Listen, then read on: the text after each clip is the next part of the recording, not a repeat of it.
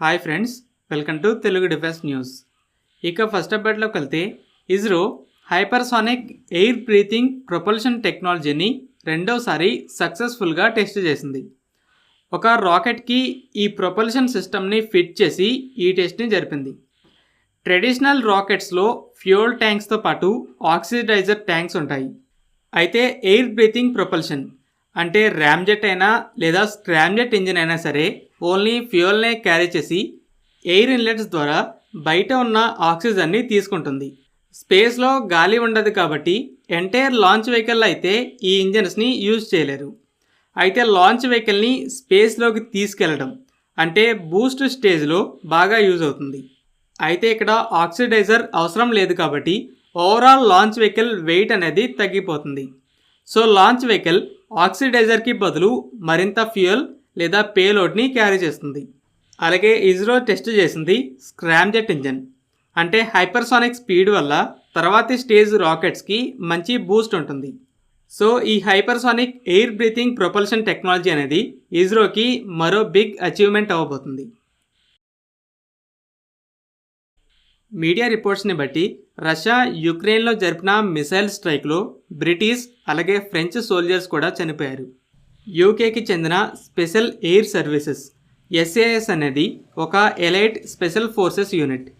ఈ రెండు దేశాలు వీళ్ళని యుక్రెయిన్లోకి పంపాయి. వీళ్ళు డైరెక్ట్గా ఫైట్ చేయడం కాకుండా యుక్రెయినియన్ సోల్జర్స్ని గైడ్ చేయడం అలాగే ఈ దేశాలు సప్లై చేసిన వెపన్స్ని ఎఫెక్టివ్గా యూజ్ చేయడంలో హెల్ప్ చేస్తున్నారు. అయితే రష్యా ముందే ఒక వార్నింగ్ ఇచ్చింది. నేటో కంట్రీకి చెందిన సోల్జర్స్ యుక్రెయిన్ లోపలికి వస్తే వాళ్ళే హై ప్రయారిటీ టార్గెట్స్ అవుతారని. అలాగే నేటో చీఫ్ ముందే చెప్పాడు వాళ్ళపై దాడి జరిగితే నేటో రెస్పాన్సిబుల్ కాదని.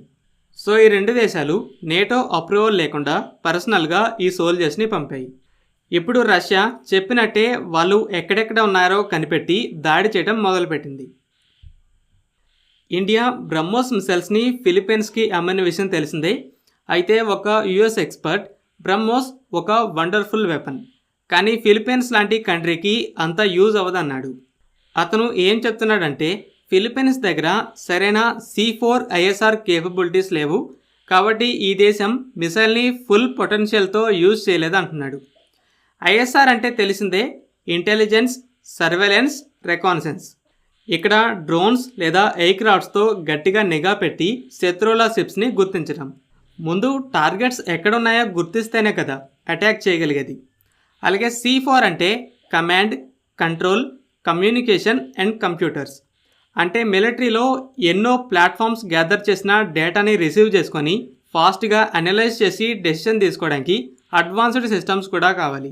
ఫిలిప్పీన్స్ దగ్గర ఇలాంటి కేపబిలిటీస్ లేవు కాబట్టి బ్రహ్మోస్ని బెటర్గా యూజ్ చేయలేదని చెప్తున్నాడు. ఒక Indian navy frigate INS Brahmaputra ship naval డాక్యార్డ్లో మెయింటెనెన్స్లో ఉన్నప్పుడు మంటలు చెలరేగి షిప్ మునిగిపోయింది. మిగిలిన వాళ్ళందరూ సేఫ్గా బయటకు వచ్చారు కానీ ఒక సైలర్ ఆచూకీ మాత్రం దొరకలేదని చెప్తున్నారు. ఫ్రెండ్స్, ఈ వీడియో మీకు నచ్చినట్టయితే లైక్ చేయండి. అలాగే మరిన్ని ఇంపార్టెంట్ డిఫెన్స్ అప్డేట్స్ కోసం మన ఛానల్ని సబ్స్క్రైబ్ చేసుకోండి.